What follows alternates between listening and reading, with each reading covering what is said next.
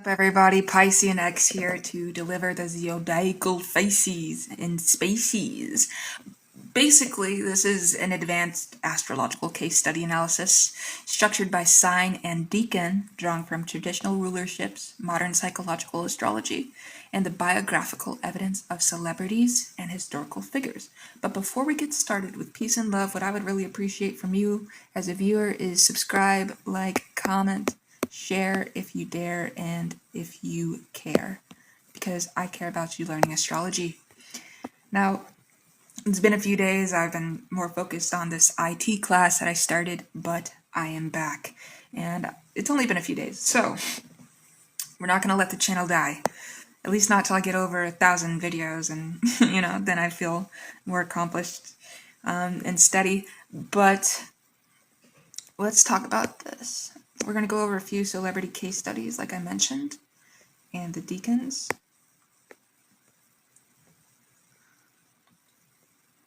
So we'll introduce the zodiacal faces and spaces.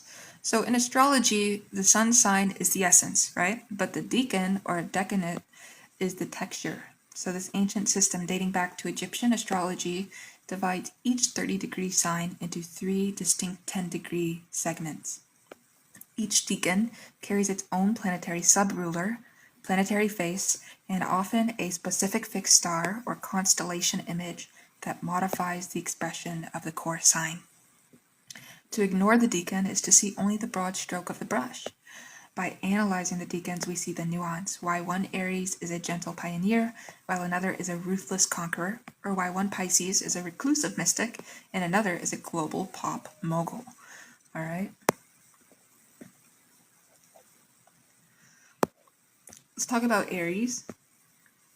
From March 21st through April 19th, it is currently Aries season. Happy birthday to all the Aries. My dad's birthday is coming up next weekend. Sun in Aries type of guy. I'm pretty sure he's... we'll talk about this. I talked about this in a different video. I'm pretty sure he's the 3rd decan of Aries. 2nd decan, my bad. So this Aries is ruled by Mars. The zodiac sign Aries is ruled by Mars. The decans reveal the ram's horn, the ram's head, and the ram's fleece. And we know that Aries is what? The ram. Because for zodiac signs, we get our archetype, and this is a part of that zodiacal archetype. So the first decan of Aries, people born March 21st through March 30th, the triangle of fire. Subruler Mars, symbol the triangle, triangulum, the crown. Profile, this is the purest expression of Aries. These individuals are the pioneers, the harbingers of better things. The triangle symbolizes the union of body, mind, and spirit, giving them an almost supernatural drive to initiate.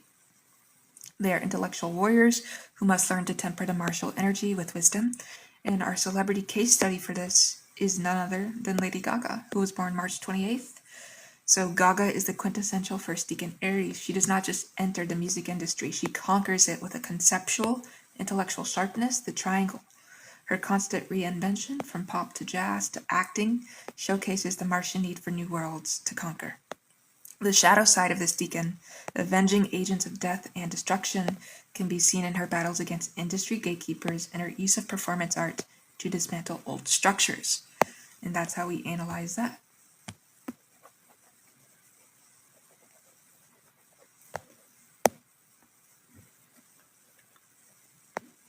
Second decan. So from March 31st through April 9th, the crown of gold. Subruler is the sun, symbol is the crown. The sun subruling Mars gives this decan a regal, kingly quality. These Aries are less impulsive and more strategic. They possess immense pride and a need for visibility. They are the leaders of leaders. Our case study is Vincent van Gogh.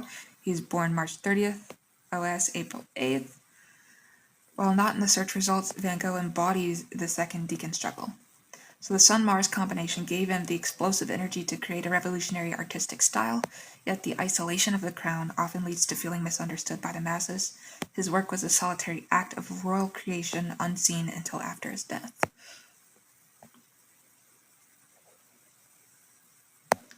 And our third and final decan of Aries is April 10th through the 19th, the sword, and the subruler is Jupiter. Symbol is the sword, Perseus. So Jupiter expands the Martian fire, creating a philosophical warrior. These Aries are ambitious on a grand scale, often fighting for a cause larger than themselves. They have immense vision, but must beware of overreach. And our case study for this third decan of Aries is Leonardo da Vinci, who was born April 15th.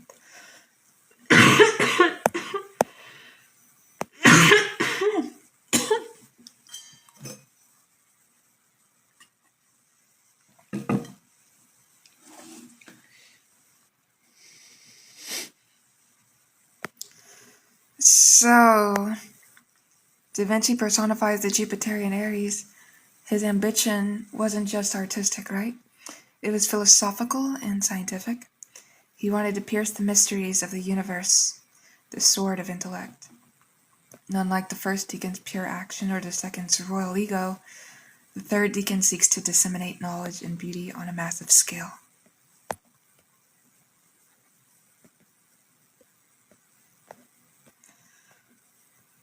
Taurus, people born April 20th through May 20th. The sign is ruled by Venus. And the deacons reveal the bull in the pasture, the bull in the arena, and the bull as the steed. So the first decan of Taurus involves people born April 20th through the 30th, the golden calf. So we see the sub-ruler is of course Venus, and the symbol is the triangle, but this time it's the mind. So the purest Venusian expression, right? These Taurians are the ultimate sensualists, artists, and financiers. They are practical, stubborn, and possess immense physical endurance. They are the builders of society. In our case study is William Shakespeare, who was born April 23rd. Shakespeare exemplifies the Venus-ruled Taurus. His work is a monument to sensory experience, love, greed, humor, and tragedy. He was not just a poet, he was a pragmatic businessman, actor, shareholder, who built lasting wealth. The practical nature of this deacon allowed him to create high art within a commercial framework.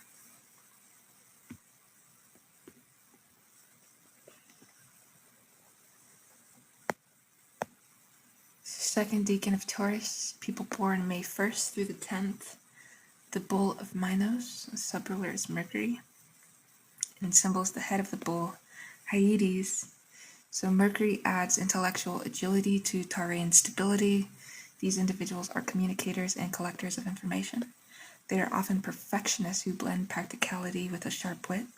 We see our case study is Adele, May 5th. And Adele is a singer, famous singer if you don't know her. Listed as a Taurus with a Virgo decanate, Mercury ruled. This is the second decan. Her music is emotionally rooted, Venus, but her brand is built on perfectionism, analytical songwriting, and a sharp, witty public persona, Mercury. Her persistence in the industry is pure Taurus, but the meticulous attention to vocal production is the Mercury influence. Alright, third decan of Taurus, people born May 11th through the 20th, the Chariot.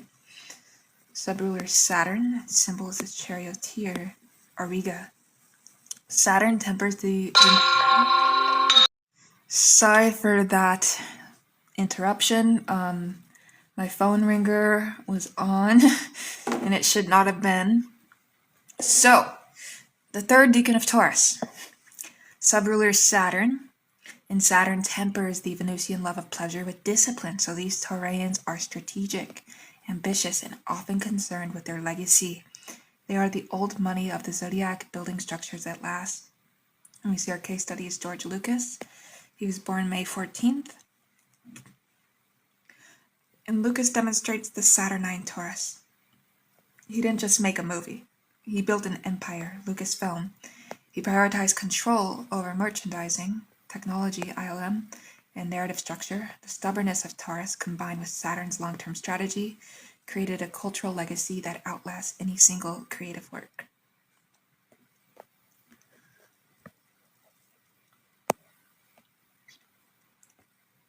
We see Gemini, people born May 21st through June 20th, ruled by Mercury.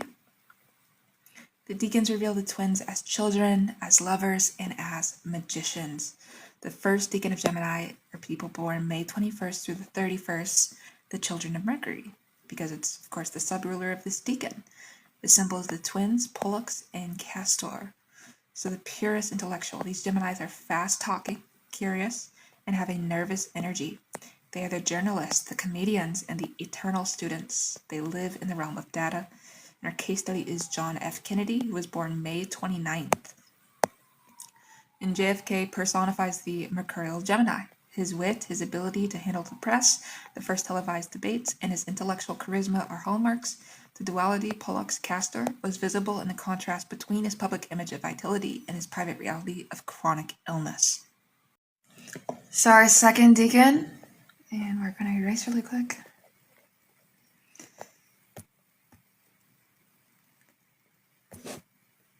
People born June 1st through the 10th. The lovers.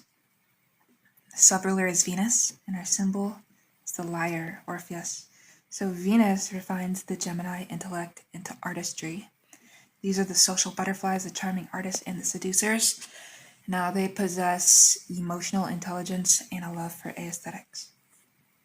So our case study is Marilyn Monroe, born June 1st. Monroe is the archetypal Venusian Gemini. Her intelligence was often underestimated because of the Venus package. She was a shrewd businesswoman who started her own production company. The Gemini duality was tragic here. The public sex symbol versus the serious actress seeking intellectual respect. So now we see our third Decan, final Decan of Gemini. People born June 11th through the 21st, the magician. Sub-ruler is Uranus. The symbol is the harp, Orion. Uranus electrifies Mercury. These Geminis are the visionaries, the inventors, and the unconventional thinkers. They are stubborn in their beliefs and often disrupt the status quo. Case study is Che Guevara, born June 14th. Guevara represents the Iranian Gemini. Unlike the social second Decan, this Decan is fixed in its ideology. Che was a revolutionary who wrote books, Mercury, about systemic change, Uranus. He embodies the grounded yet radical nature of this Decan, which speaks only when necessary to incite action.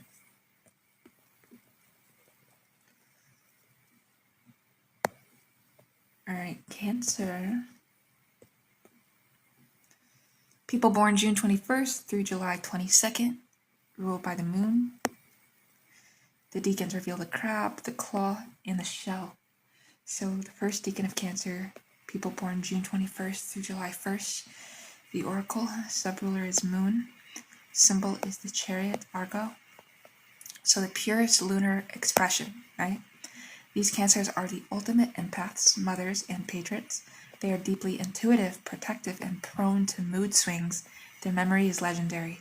So we see Princess Diana was born July 1st. Diana was the embodiment of the Cancer first Decan. Her emotional transparency, her role as a mother to the future king, and her intuitive connection with the masses, the people's princess, showcased the moon's power. She was a scapegoat for the institution, a shadow side of the Decan, but it used her vulnerability to create global impact.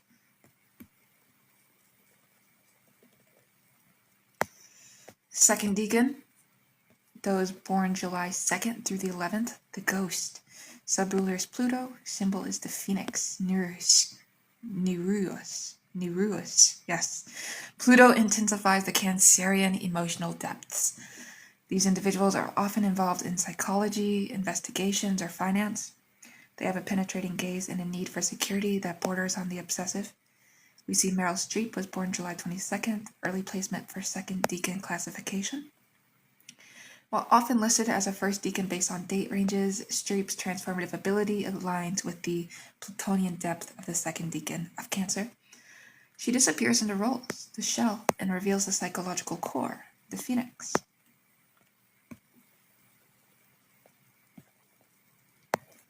Our third Decan of Cancer, people born July 12th through the 22nd, the Selkie. Sub-ruler Neptune, symbol sea monster Cetus. Neptune dissolves the Cancerian boundaries.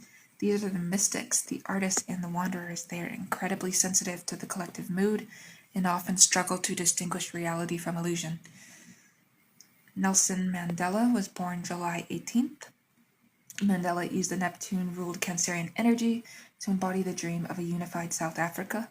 His imprisonment created a mythological narrative, Neptune. His emotional intelligence Cancer allowed him to negotiate peace, proving that this decan at its highest uses illusion to manifest a higher reality.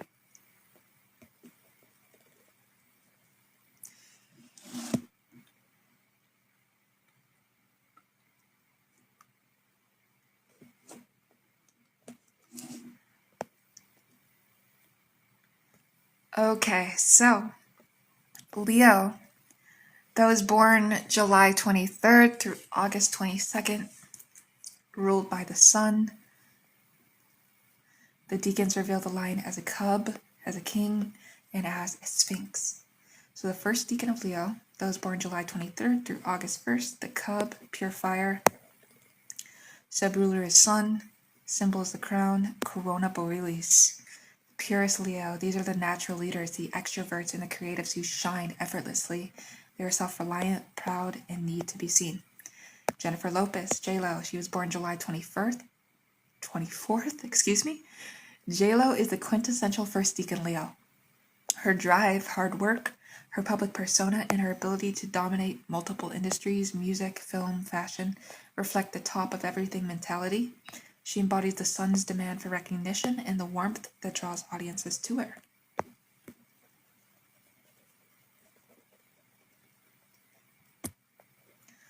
So our second decan, those born August the 2nd through the 12th, the king, the regal throne, right? Subruler is Jupiter.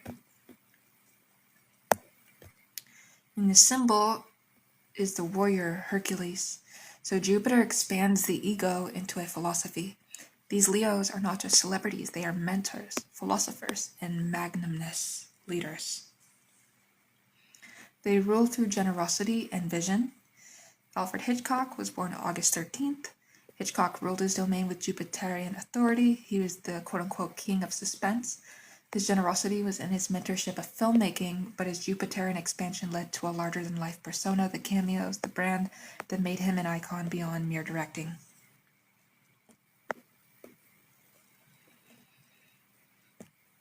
Third decan, those born August 13th through the 22nd, the Sphinx, the enigma, subruler is Mars, symbol is the dog, Sirius. So Mars adds a fierce, militant energy. These Leos are often leaders in war, politics, or high-stakes business. They are strategic, combative, and possess immense courage. Napoleon Bonaparte was born August 15th. Napoleon is the archetype of the martial Leo. He was not just a ruler, he was a conqueror. The Mars energy turned the Leo need for recognition into a drive for empire. He used the sun's charisma to inspire armies and Mars' strategy to move them.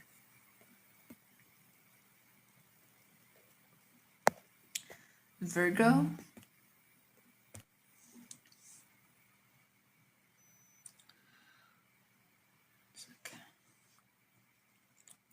All right, Virgo. Those born August 23rd through September 22nd, ruled by Mercury. The decans reveal the maiden, the magician, and the mother. All right, so the first decan of Virgo, those born August 23rd through September 1st, the analyst. All right, subruler is Mercury. The symbol is the Sphinx attribution. The pure is Virgo. These are the critics, the editors, and the healers. They are detail-oriented, practical, and driven by a need for order. Beyonce was born September 4th. She's often cited as a first decan Virgo. Her perfectionism, her work ethic, and her meticulous brand control are textbook. Creation of Sasha Fierce was a Virgoan compartmentalization, separating the analytical self from the performing self to achieve flawlessness.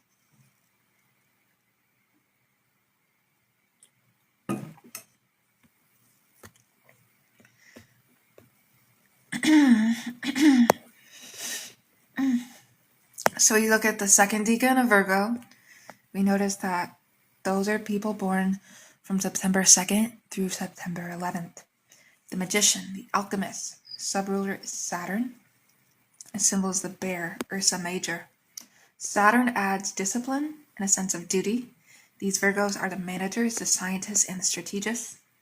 They organize chaos and build systems.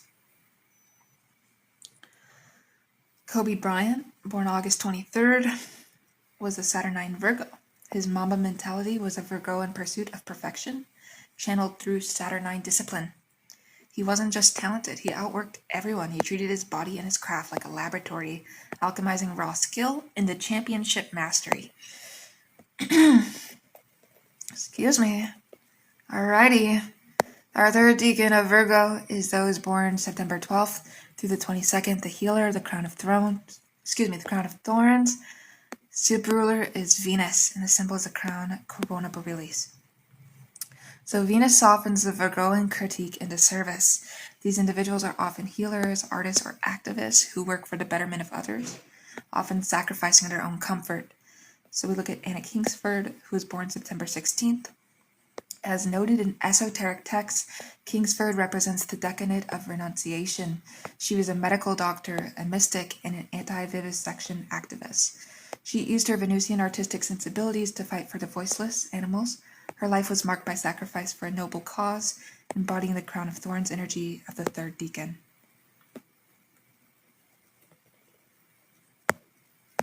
Libra.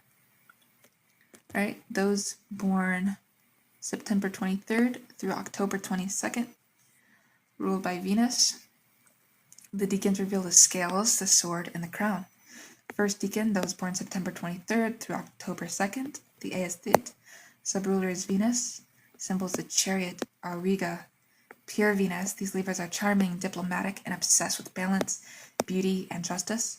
They are the socialites and the peacemakers. We see Will Smith was born September 25th, and he embodies the first decan Libran charm. His career is built on likability and balance. He navigated from a rap career to sitcom to blockbuster stardom with ease. However, the shadow side, being easily deceived or struggling with honesty, has been a public theme, showcasing the Libran tension between pleasing others and maintaining integrity.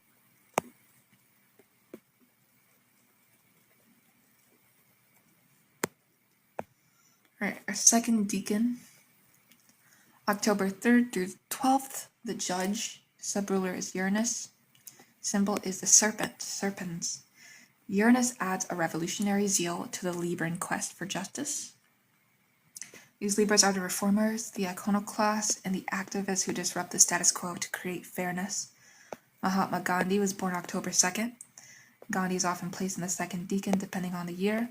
His quest for justice was Uranian, radically nonconformist.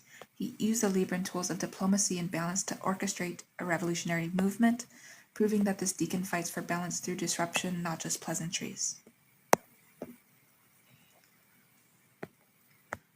Third decan, October 13th through the 22nd, the strategist. Subruler is Mercury. The symbol is the wolf, lupus. So Mercury adds a sharp analytical mind, right? These Libras are strategists, writers, and politicians. They balance scales using intellect, often possessing a dry wit and a talent for negotiation. And we see that Oscar Wilde was born October 16th, and he represents the Mercurial Libra. His wit was his weapon. He navigated high society, Venus, using intellectual prowess, Mercury. The tragedy of his downfall highlights the third decan's struggle to balance societal expectation with personal truth. Not this again. My issues with Google Docs just surmounting.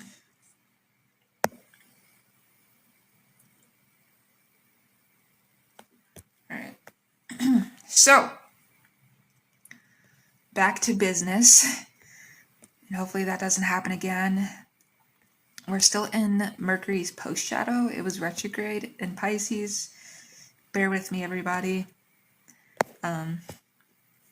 So Scorpio, those born October 23rd through November 21st,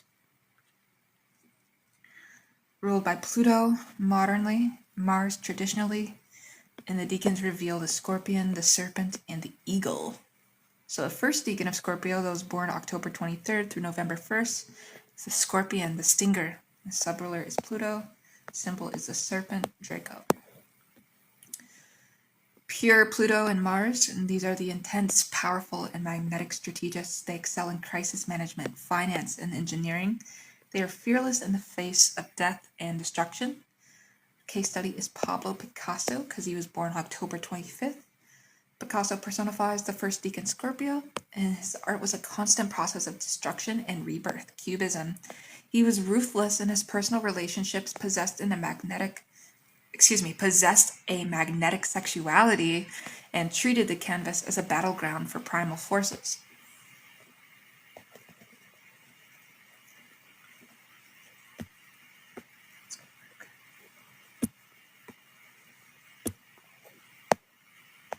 All right, second decan of Scorpio, those born November 2nd through the 11th, the serpent, the mystic. Subruler is Neptune, symbol is the eagle, Aquila. Neptune adds compassion and mysticism. These Scorpios are more spiritual, artistic, and interested in the occult. They are the psychics and the artists who plumb the collective unconscious. Our case study is Kiernan Shipka, who was born November 10th. Shipka's role as Sabrina, the teenage witch, highlights the Neptune-ruled Scorpio's draw to the mysterious sciences and the occult.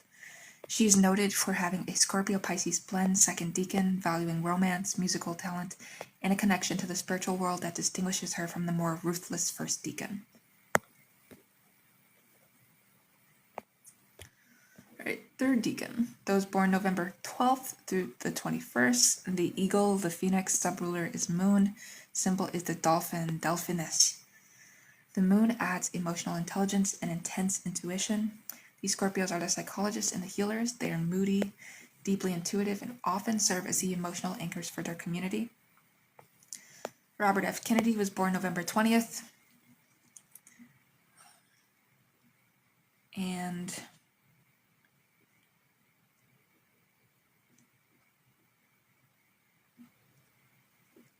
RFK embodied the moon-ruled Scorpio. He transitioned from a ruthless political operator, Scorpio, to a compassionate advocate for the poor, moon, eagle.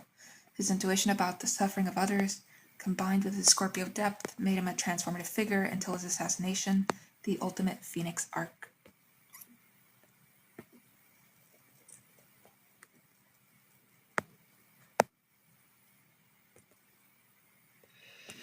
Sagittarius, those born November 22nd through December 21st, ruled by Jupiter. The decans reveal the archer, the bow, and the arrow. First decan of Sag, those born November 22nd through December 1st, the centaur. Subruler is Jupiter, symbol is the lyre, Orpheus. Pure Jupiter. These are the philosophers, the travelers, and the teachers. They are optimistic, blunt, and possess an insatiable hunger for meaning. Mark Twain was born November 30th. He was the quintessential Sagittarian philosopher. His wit, Jupiter, was aimed at hypocrisy. He traveled the world, Sagittarius, and wrote about the human condition with a blunt, humorous, and expansive perspective. Second decan of Sag, those born December 2nd through the 11th, the bow, the visionary. Subruler is Mars, symbol is the bow, Sagitta. Mars adds drive and courage. These Sagittarians are the pioneers, the explorers, and the activists. They don't just philosophize, they act. We see that Bruce Lee was born November 27th. Now, he did embody the martial Sagittarius, even though, technically, it's the first decan. He was a philosopher of martial arts, Jupiter, but used physical action, Mars, to prove his point. He broke boundaries, cultural and physical, teaching a philosophy of action and self-expression.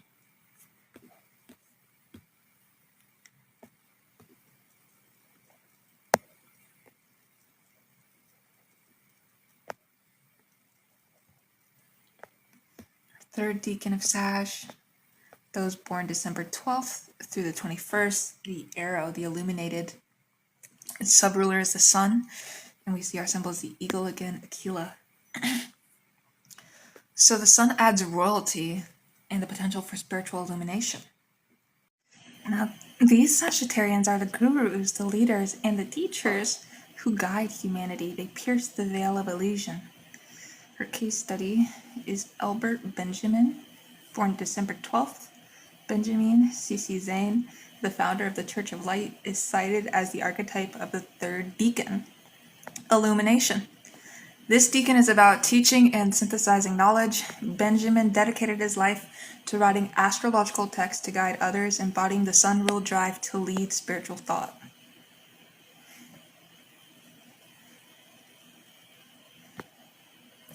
We're going to talk about Capricorn. So Capricorn, those born December 22nd through January 19th. Sign is ruled by Saturn. And the deacons reveal the goat, the mountain, and the god. So the first deacon of Capricorn, those born December 22nd through December 31st, the goat, the pragmatist. Subruler is Saturn. And symbol is the throne, Cepheus. Pure Saturn, these Capricorns are the ultimate builders, managers, and traditionalists. They are disciplined, ambitious, and patient. They climb the mountain slowly but surely. And our case study is Catherine, Duchess of Cambridge, born on January 9th. Kate Middleton embodies the first deacon Capricorn. She is the ultimate pragmatist. Her role within the monarchy is handled with patience, discipline, and an understanding of legacy. She fits into the structure, Saturn, and strengthens it, representing the stern but likable boss archetype.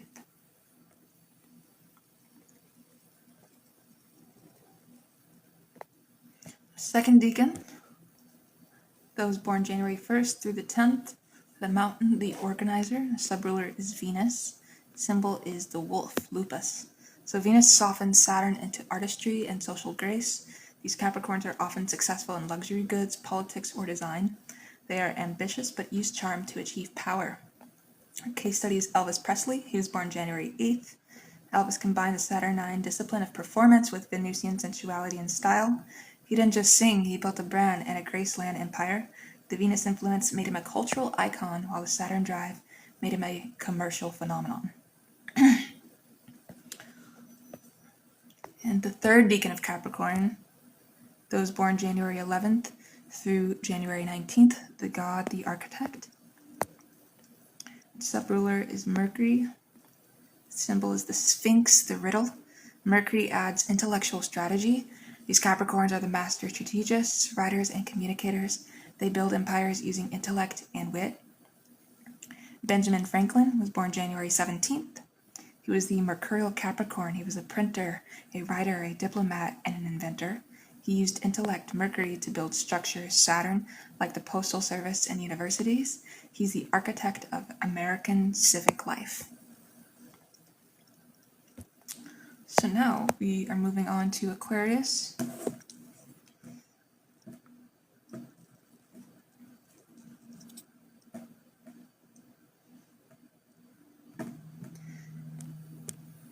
Those born January 20th through February 18th, ruled by Uranus modernly, Saturn traditionally.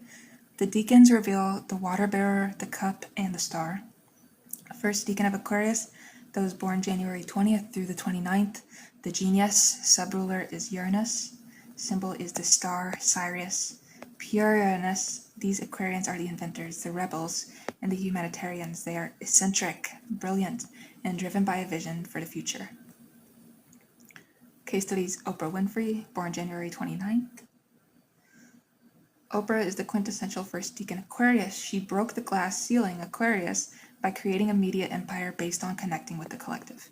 Her goal is to make her mark on the world by uplifting others, which is the purest expression of the humanitarian water bearer.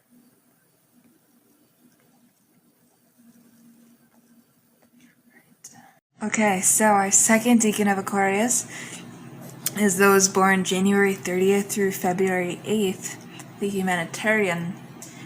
And this deacon subruler is Mercury. And the symbol for this deacon is the dolphin, Delphinus. Alright. So we see that Mercury adds communication and wit. These Aquarians are the writers, the speakers, and the social networkers. They are less rigid than the first deacon and more focused on spreading ideas. So our case study, celebrity case study, is James Joyce, who was born February 2nd. And Joyce represents the Mercurial Aquarius. He was a revolutionary writer who shattered linguistic conventions. His work, like Ulysses, was a radical social experiment in language, aiming to liberate literature from tradition through intellectual innovation. Alright, third decan of Aquarius. Those born February 9th through February 18th, the free thinker. Subruler is Venus, symbol is the butterfly, Lyra. So Venus adds aesthetics and a love for beauty. These Aquarians are the artistic rebels, the fashion icons, and the unconventional lovers. They combine idealism with sensuality. So our case study is Rihanna, even though she was born February 20th, late Aquarius, early Pisces.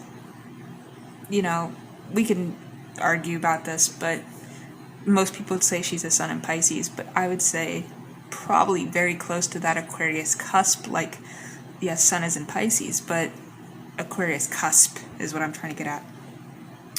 Rihanna, we can say Vedic speaking as well. She's a late Aquarius. Vedic astrology. She personifies the Venusian Aquarian. She's a music rebel who broke the mold by becoming a billionaire beauty mogul. Fenty Beauty, her business model disrupted the industry Aquarius by focusing on inclusivity and diversity, Venus, and humanity. Probably has Venus exalted in Pisces as well. So, now we have Pisces. Those people born February 19th, like myself, I was born February 26th, through March 20th, were ruled by Neptune, modernly, Jupiter, traditionally, alright? Mainly Jupiter, but Neptune as well, alright? That's the thing when some of these signs are ruled by two different planets, modernly versus traditionally. And the decans reveal the fish, the sea, and the temple. So first decan, Ayo, shout out to my brothers, my sisters, my aliens that are also the first decan of Pisces. Born February 19th through the 28th, the mystic, subruler is Neptune, symbol is the girdle Andromeda. So it's pure Neptunian energy. These Pisceans are the dreamers, the artists, and the martyrs. They are deeply intuitive, spiritual, and often struggle with boundaries. Sounds just like me. I'm joking. I'm getting better with my issues. I hope so. So Rihanna as a Pisces contrast. So while born on the cusp, like we talked about, if categorized here, the artist versus the mogul creates the Piscean duality. The first decan Pisces is often the suffering artist, whereas Rihanna, third decan, is the empress. And so what's really funny is we mean third decan of Aquarius. But I'm the first decan of Pisces, often the suffering artist. Pretty funny considering that my life has been, and then I have Taurus conjunct Algol as my ascendant, so it's just all fucking karmic. It's really karmic in this time, this incarnation. So, second decan of Pisces, those born February 29th through March 9th, the martyr, subruler is Moon, symbols the angel Cassiopeia. So again, our case study is a little bit confusing because February 20th, Kurt Cobain is a Pisces, and he would be in the first decan of Pisces, but we're talking about the second decan of Pisces, and I'll explain why. But the moon simply adds emotional vulnerability and the need for security when someone has sun in Pisces in the second decan. These Pisceans are often healers or musicians who channel the collective pain. They are sensitive to the extreme. So Kurt Cobain was born February 20th, and he personifies the second decan of Pisces. His music was a conduit for collective angst, Neptune, but his moon-ruled emotional instability and need for security clash with flame, leading to the tragic martyrdom associated with this decan. So yeah.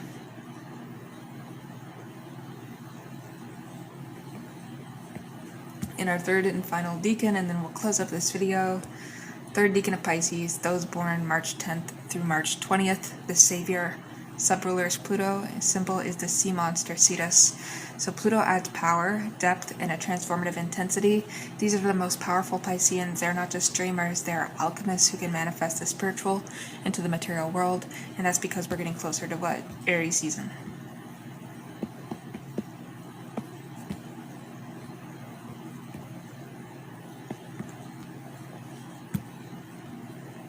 Alright, so our case study is Bruce Willis, who was born March 19th. Now Willis represents the Plutonian Pisces. He took the vulnerable Pisces archetype and armored it in action hero persona, Die Hard.